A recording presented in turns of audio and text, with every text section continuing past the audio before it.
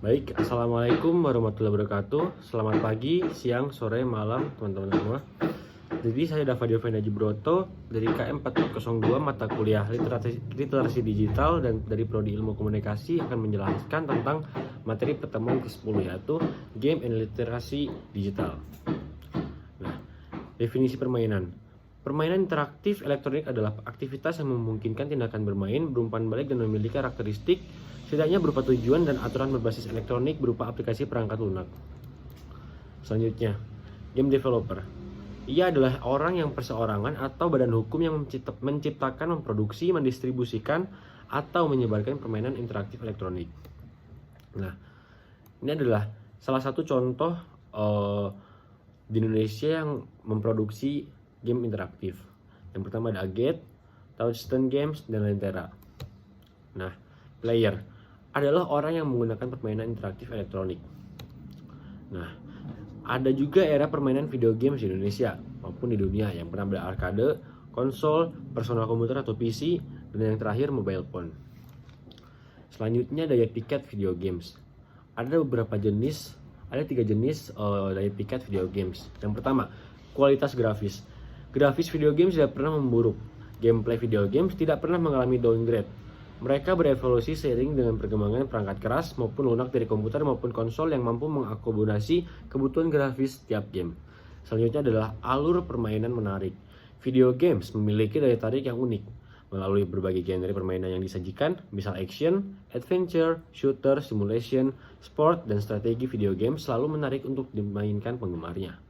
Yang terakhir ada interactivity, living a virtual life.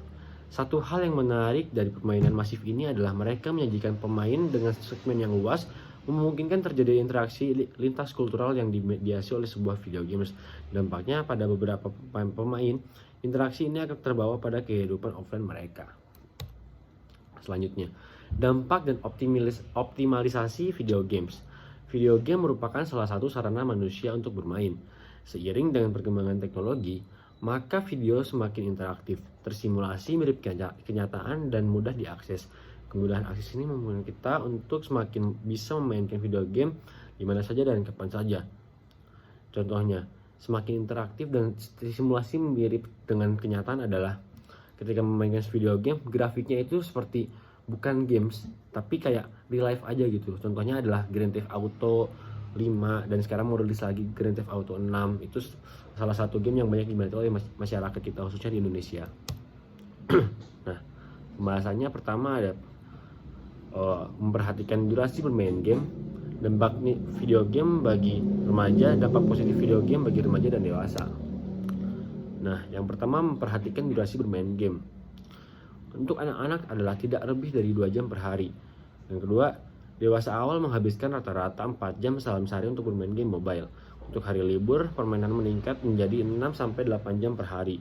Dengan adanya akses yang lebih mudah di atas video game di telepon pintar, memungkinkan manusia memanfaatkan untuk bermain di segala waktu. Nah, selanjutnya dampak negatif video game bagi dewasa.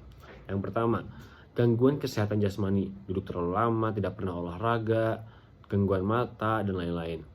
Yang kedua, bermain game tidak selamanya murah, pay for win. Beberapa orang menghabiskan uang tidak hanya saat membeli aplikasi, namun ketika bermain game juga. Contohnya membeli fitur-fitur seperti kalau contohnya di mobile phone itu seperti Mobile Legend, membeli skin, terus membeli diamond dan lain-lain, itu memerlukan beberapa uang untuk keluar gitu. Yang terakhir adalah gangguan kesehatan mental.